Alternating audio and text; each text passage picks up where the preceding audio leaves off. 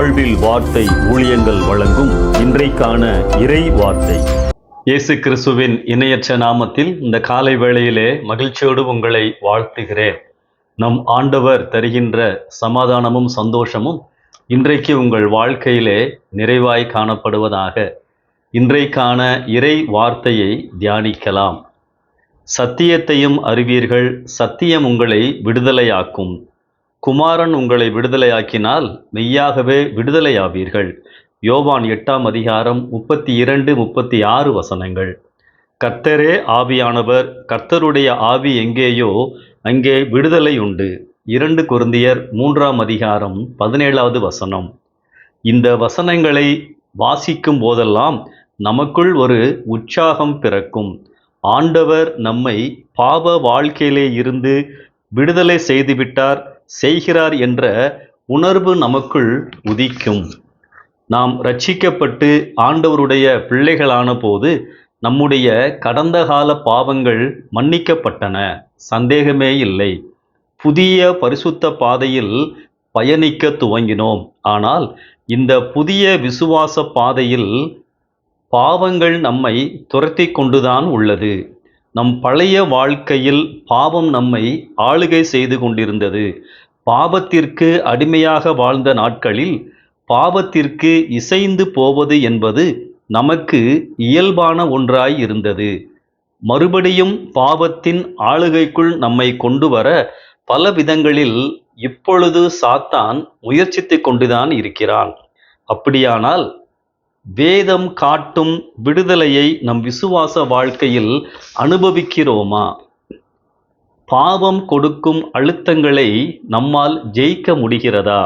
இந்த பாவ சோதனைகளில் நாம் அனுதினமும் தவிக்கிறோம். உண்மையான விடுதலையை உணர முடிவதில்லை. ரட்சிக்கப்பட்ட பிறகு, அதாவது கர்த்தருடைய பிள்ளைகளானதற்கு பிறகு பெரிய பெரிய பாவங்களை நாம் செய்ய துணிவதில்லைதான். ஆனால் நமக்குள் சில பாவங்கள் மறைந்து கிடப்பதையும் ஒத்துக்கொள்ள வேண்டும்.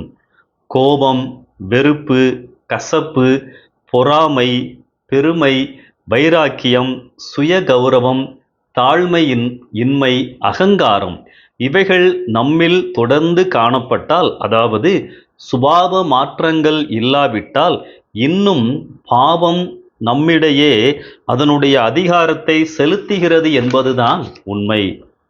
பணம், பொருள், அந்தஸ்து போன்ற காரியங்களில் அந்த பழைய ஆசைகள் இன்னும் நம்மில் தொடர்ந்தால் இயேசு தரும் விடுதலையை நாம் இன்னும் முழுமையாக பெற்றுக்கொள்ளவில்லை என்றுதான் அர்த்தம்.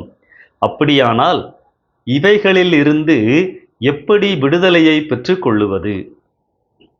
பவுலுடைய வசனத்தை கவனியுங்கள். நாம் கிருபைக்கு கீழ்ப்பட்டிருக்கிறபடியால் பாவம் உங்களை மேற்கொள்ள மாட்டாது என ரோமர் 6:14 எழுதுகின்றார். மேற்கொள்ள மாட்டாது என்றால் அது நம்மை நெருங்காது, தூண்டாது, சோதிக்காது என்று பொருள் அல்ல.